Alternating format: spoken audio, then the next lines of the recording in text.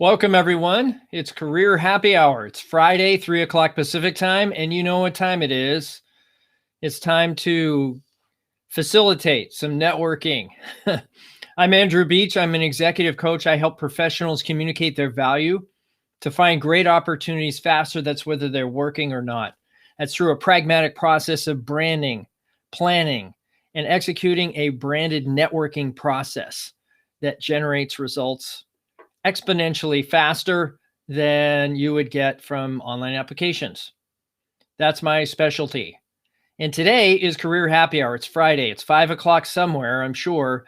And certainly after this, there will be libations. But during the session, I typically don't do that. But you're welcome to, of course. Let me know in the chat, please, if you would.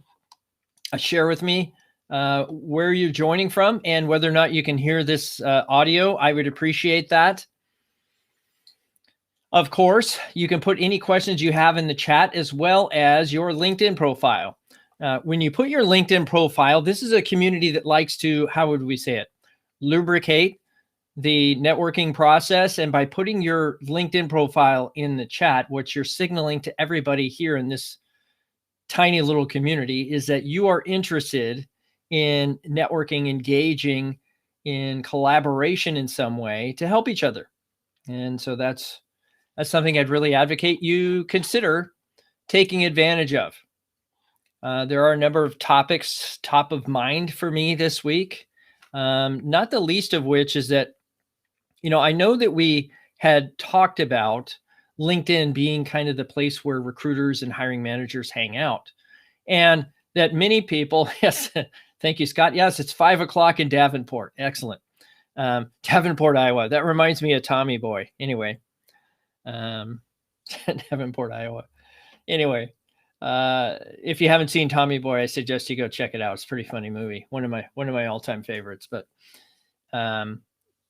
it's interesting. In the last week, I have had a number of conversations with organizations that are reaching out to people for the first time on LinkedIn because good audio is perfect. Thank you, Frank. Because they're having a difficult time placing people right now, and there's plenty of industries that are really working hard to get people to even consider going to work there.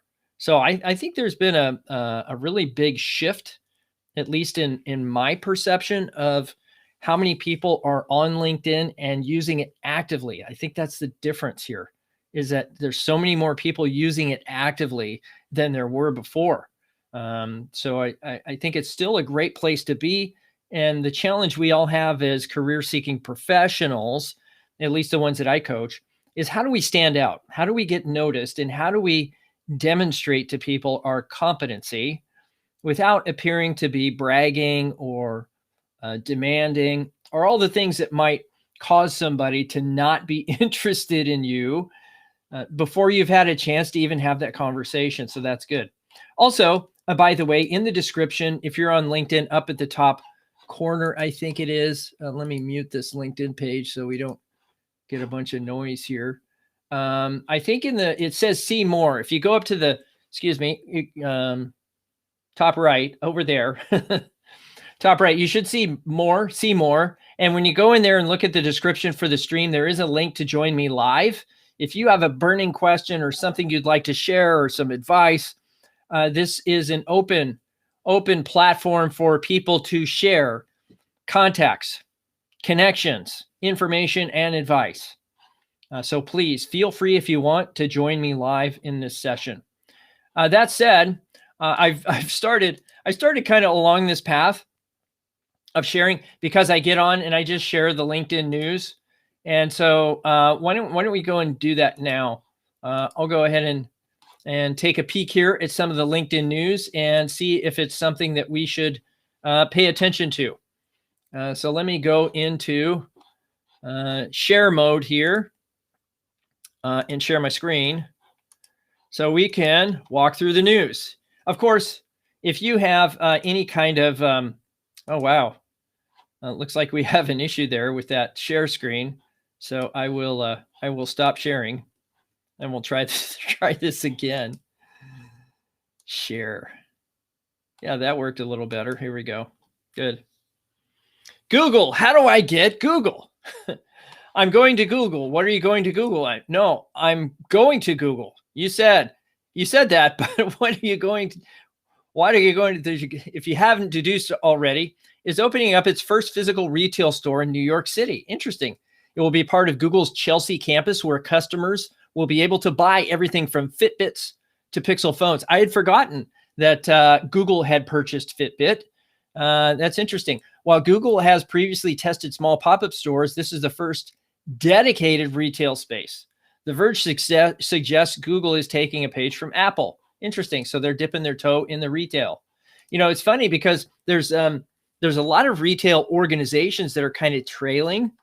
The one here locally I can think of is Pier 1 Imports, right? It was a great store. They had a lot of cool stuff in there, but they just couldn't make it happen. So my suspicion is there's a lot of people that are maybe coming out of a long tenure in retail that could be of huge value to companies like Google or Amazon or what have you. In fact, I've had a couple of candidates from other retail establishments get hired on at Amazon. Why? Because they already had the management experience for that.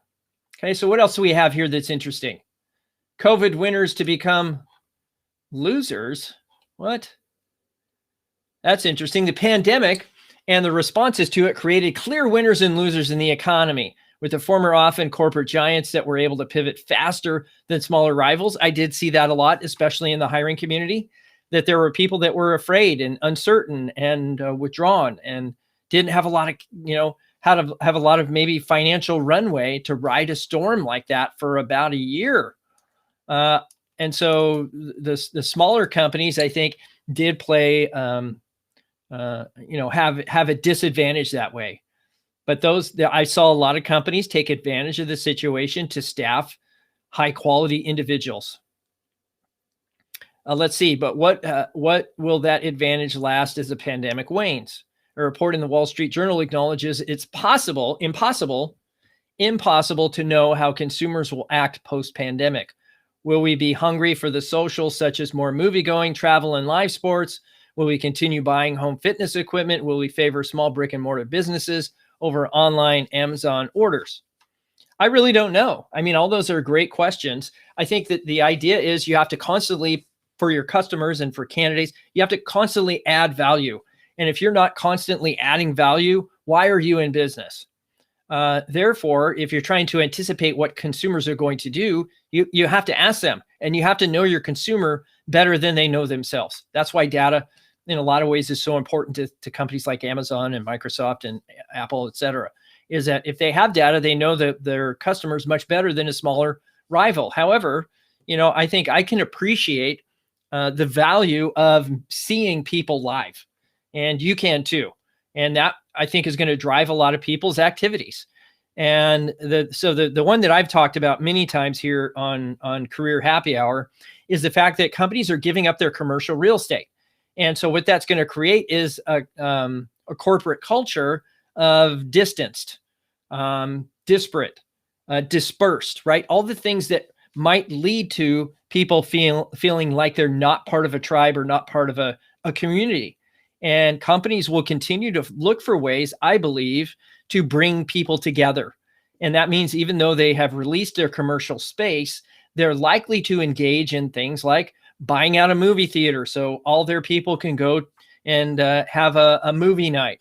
They may go buy out a bowling alley and all their people go bowling, right? So I believe that a lot more of that's going to happen because, number one, companies right now aren't investing in travel either. So what are they going to do with those funds they're saving? So I really think, keep your eyes and ears open that people will be looking for ways to build community, corporate tribism, if you want to call it that, engagement in other ways than in a commercial real estate space. So that's something to think about. Now, will we all continue buying home fitness equipment? I don't think so. I think that's something that's probably going to trail. I don't know about you, but I like working out at home and being out in nature, but that's different. I also appreciate being able to go to a gym. And if I've been isolated and not able to go to my gym, I bet I can't wait to get back there. So I see probably a recovery happening there. So that's a good one. Is it okay to swear at work? I like it. Well, let's find out. Let's see what they say. Hang on, that one caught my eye, so I had to grab it. Is it okay to swear at work? I mean, I don't know. I generally speaking don't do that. There's only a handful of people I might, do those kind of things with when it feels safe to do so. So, I mean, if we're talking diversity, equity, and inclusion, it would be those people that swear as well without denigrating others. So let's see. Is there value in swearing at work, or should workers avoid it out of a sense of caution? Experts say that doing so can help relieve stress and difficult emotions at work and may help you fit in with teams where it's a common practice, according to BBC Work-Life article. But others also argue that workers could inadvertently offend colleagues, particularly higher-ups used to more conservative workplace etiquette.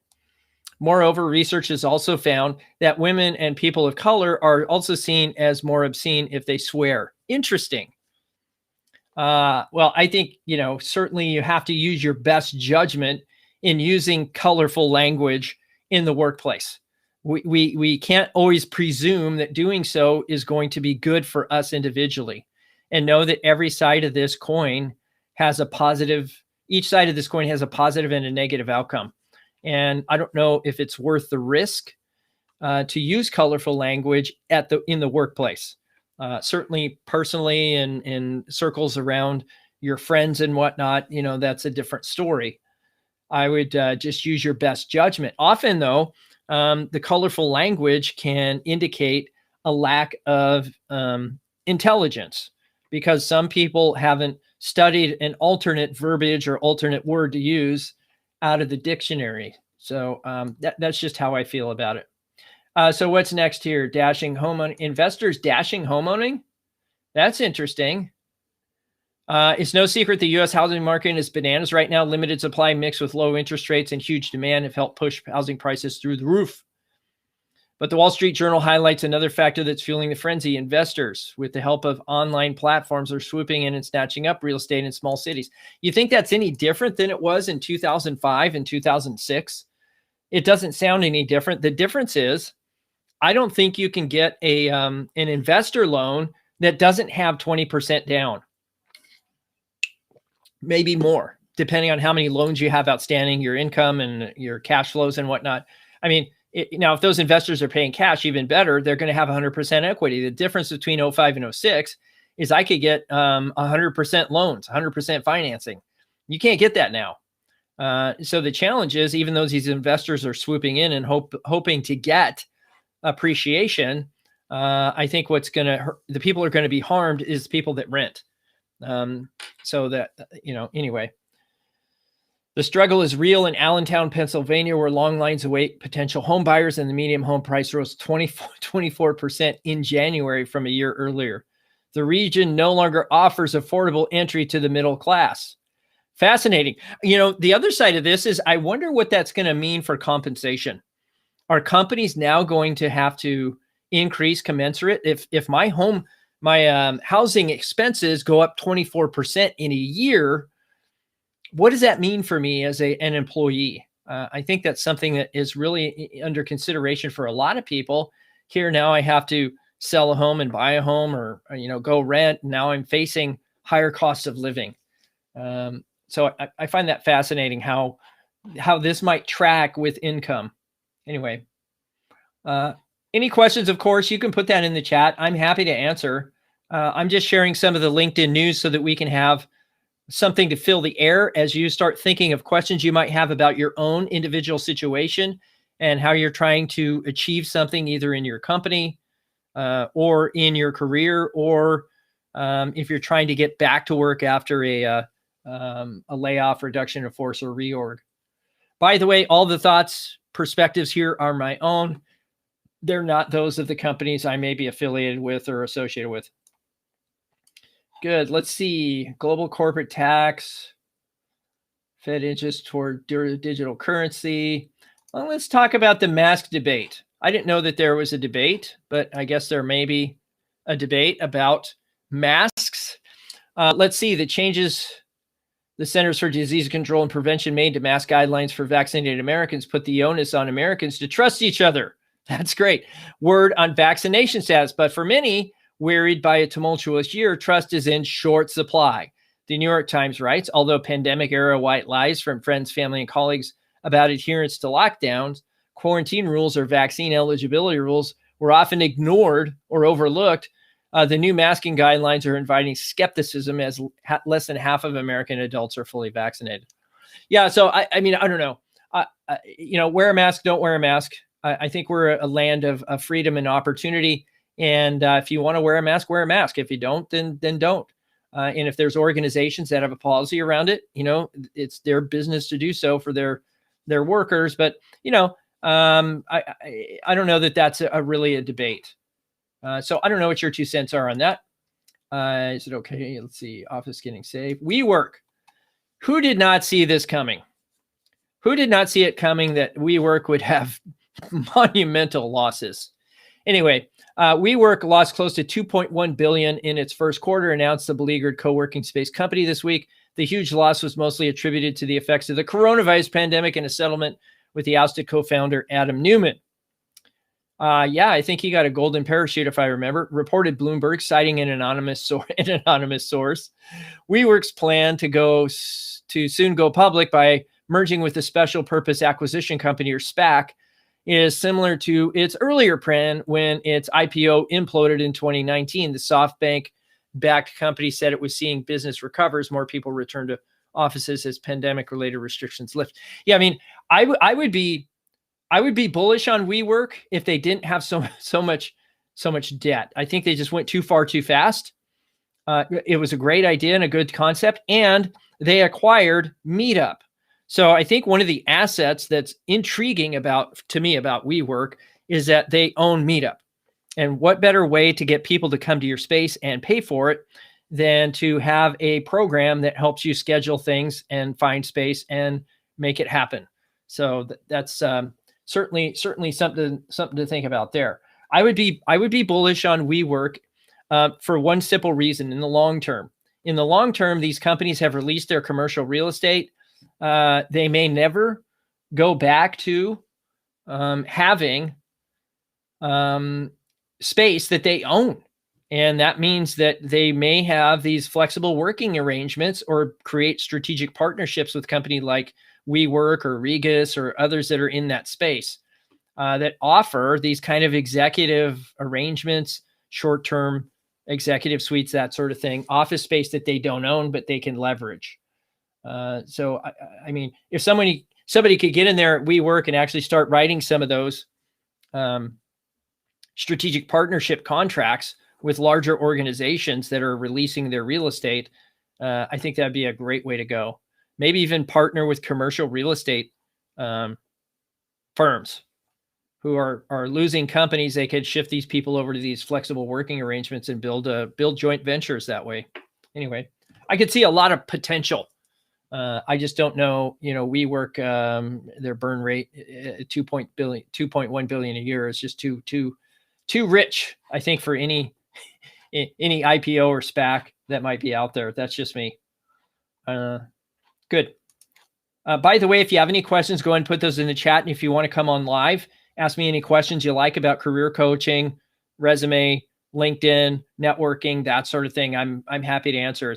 It's nice to share the news and have a way to fill some of the space as people join here today. But this session really exists. This community exists for you.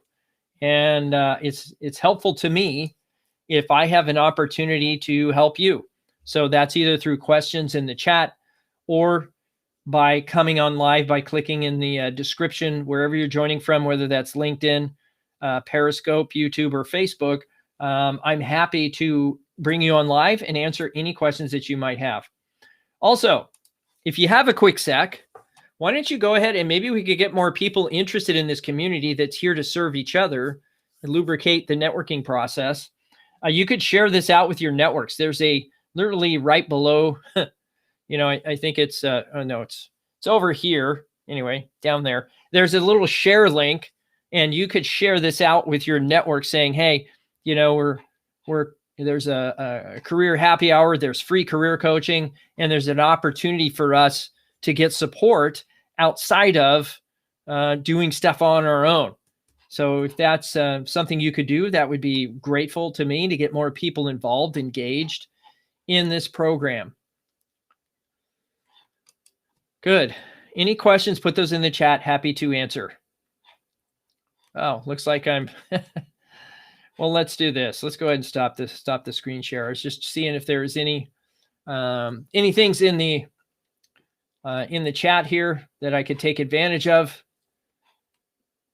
Good. Any questions? Put those in the chat. Happy to answer. Yeah, I mean, I had interestingly enough, I did have a search firm reach out to me this week. Executive search firm. And so that was interesting. I don't know if you guys have, how frequently you get outreach by recruiters, third party or otherwise. But let me know in the chat. Looks like we have 6 people here. So if you have questions, put them in the chat. I'm here to answer any of your questions. There we go. Thank you so much, Scott. Let's see what Scott has to say. Get his chat here. There we go. Social media and careful communication. What advice would you give to job seekers about how they use their social media for influence or positive outcomes? Any thoughts? I think that there's really 3 things to consider on that, Scott, and others here. First, you need to protect your brand presence, your social media presence online. So if there's things after you do an audit of what's out there in the ether, so to speak, in the interwebs, and you see things that are not copacetic, you need to address those, whether it's posted by you or posted by somebody else. I think an objective audit in that capacity, maybe even getting somebody else to do it and think through how you're presenting yourself is certainly helpful. That's the first thing. The second thing is you should promote your brand or promote your skills on social platforms. Why? Because here's the thing. If I'm not getting little breadcrumbs on social media, then I am not, in some people's minds, relevant, even though it's not true. But the idea is if I have enough interactions with social media, I start showing up in searches. I start showing up in feeds on people's homepages and stuff. I start getting traction. And so some of that isn't so much you sharing content. It's you just interacting with things, people's work anniversaries, people's promotions, people finding jobs, people going back to school, people, maybe that have a work anniversary or a birthday, right? It's just these simple little things that you can do. Specifically, I'm talking now about LinkedIn to interact with people. Now, certainly there are some times where, on places like, for places like Facebook, where, I've certainly opened my mouth and insert the foot. And so as much as I'd like to go back and take it back, it's already out there.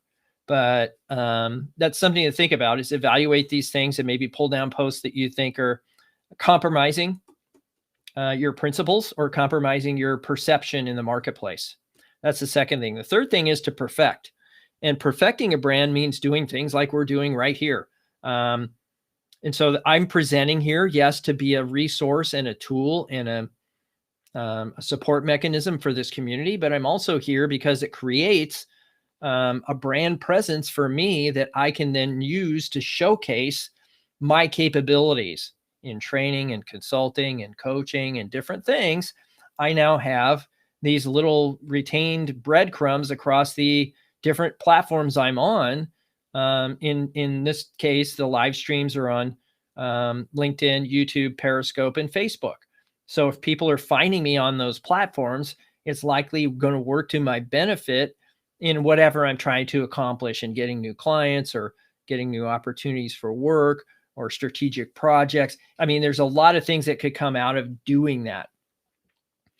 But perfecting means you're taking it really to the next level.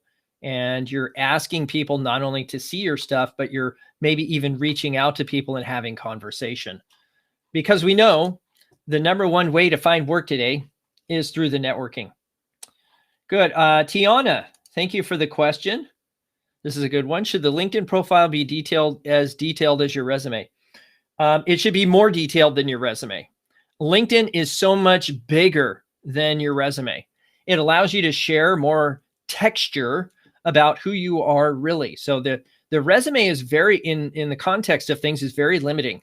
It's typically a 1 to 2 page document, probably not more than 1,000 words. And that's a lot of words when you start counting it up. I would say a good resume is probably 600 to 800 words, and it's very succinct, very clearly articulates how you're qualified for a specific job opportunity.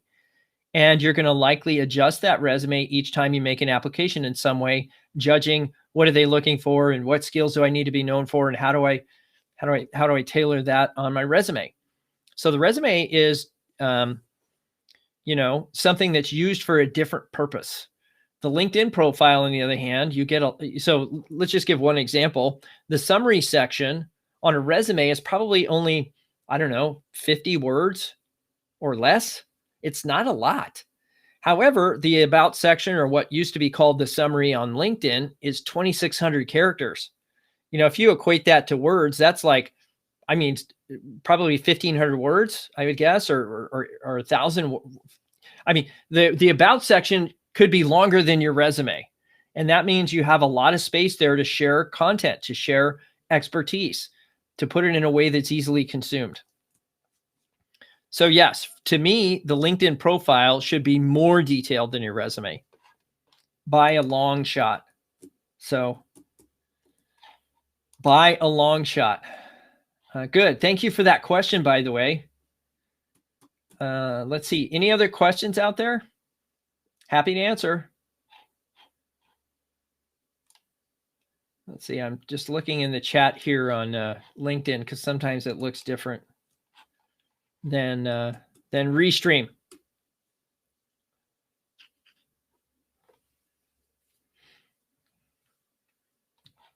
Good. Of course, any questions, go ahead and put those in the chat. Happy to answer. Also, you can come on live if you have specific questions that you would like to ask me and get some feedback or insights. You can do that. Just go up into the description wherever you're joining from, and there is a link there that says, I think, join me. What does it say? Join me for live coaching. And you can absolutely take advantage of that. Okay. And then certainly put your LinkedIn profile in the chat if you want people in this community to reach out to you for network opportunities. It's a way for us to lubricate that process and give you an opportunity to meet people you may not have otherwise had the capacity to interact with. Any other questions? I don't see any questions here, folks. All right. I'm going to bow out and call it a day. Thank you for coming. I do appreciate you and making this community great. So we'll see you next Career Happy Hour. Have a great day. Stay safe. Have a great weekend, and network, network, network.